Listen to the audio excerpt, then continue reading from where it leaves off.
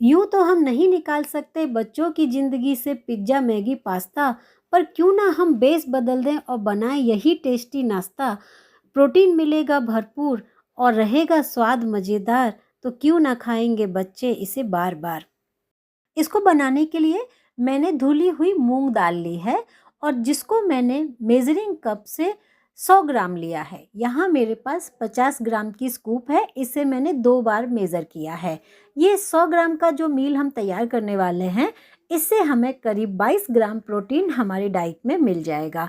ये धुली हुई जो मूंग दाल है, इसके साथ में एक छोटी चम्मच मैं मेथी का दाना और डाल रही हूँ, क्योंकि इसको साथ में गलाने से जो दाल में खमीर आता है, फर्मेंटेशन आता है, ये बहुत ही अच्छा आता है। तो इसे आप ज़रूर डालिएगा।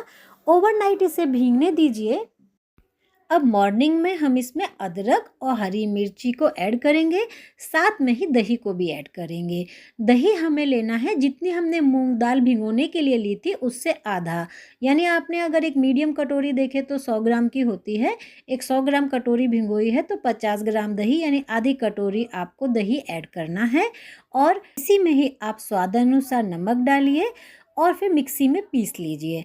पीसते समय हमें पानी बिल्कुल ऐड नहीं करना है, क्योंकि ऑलरेडी इसमें दही है, इसी से ही हमारा बैटर तैयार हो जाता है। पहले तो आप एक साथ एक कंटेनर में इस बैटर को निकाल लीजिए और फिर जितने बैटर की रिक्वायरमेंट है बस हमें उसी पे ही वर्क करना है। मैंने यहाँ 1 कटोरी बैटर को ले लिया है। अब इसमें मैं थोड़ा इनो मिलाऊंगी। 1 कटोरी के लिए आधा सैशेट इनो बहुत है। इसका रेशियो हम सही रखेंगे तो हमारे पिज्ज़ा बेस बहुत अच्छे बनेंगे।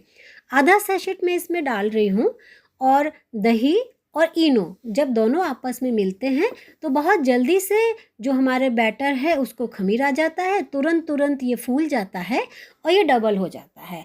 अब इस बैटर से कम 5 स्मॉल पिज्जास बनके तैयार हो जाएंगे। और एक इम्पॉर्टेंट बात, आप इसे बिना इनो के भी बना सकते हैं। खाली इनो से जो बैटर है ये थोड़ा फूल जाता है, तो इसमें जो दाल का फ्लेवर है वो ख़त्म हो जाता है, पता नहीं चलता है कि ये दाल का बना है या कोई और बेस है। परंतु अगर हम बिना इनो डाले बनाते हैं तो दाल का फ्लेवर पता चलता है। बस इतना ही डिफरेंस है। तो आप दोनों तरीके से बच्चों को खिला के ट्राई कर सकते हैं। अगर आप इनो नहीं डालेंगे तो और भी अच्छी बात है, बाकी टेस्ट में कोई कमी नहीं रहती है। यहाँ मैंने ऑलरेडी प्याज काट के, शिमला मिर्ची काट के, अगर आपके पास स्वीट कॉर्न है तो आप थोड़ा स्वीट कॉर्न भी ले सकते हैं, पनीर ले सकते हैं, जो भी आप चाहें पहले से ही कट करके रख लीजिए।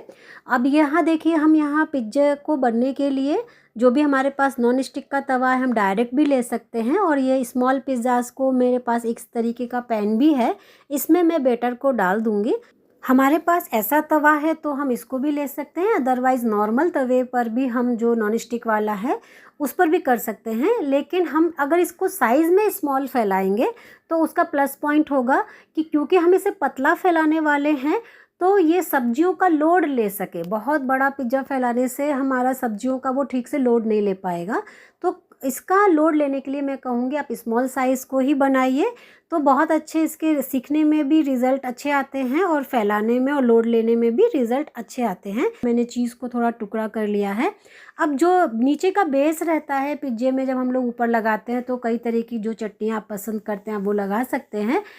कई लोग मियोनी और शेज़वान सॉस को मिक्स करके लगाते हैं, कई बार पिज्ज़ा की चटनी लोग लगाते हैं। मैं यहाँ सिंपल सी सॉस को ही लगा रही हूँ, इससे ही टेस्ट आ जाता है और बाकी जो इंग्रेडिएंट्स हैं उनसे बहुत अच्छा टेस्ट आने वाला है। और जो ये पिज्ज़ा का मूंग दाल का बेस है इसका टेस्ट तो बहुत ही अमेजिंग होने वाला है। तो यहाँ खाली मैंने थोड़ा सा सॉस को ही लगाया है। अब इसके बाद ये जो मैंने चीज़ स्लाइस है इनको टुकड़े किए थे, इनको मैं बीच बीच में रख दूँगी।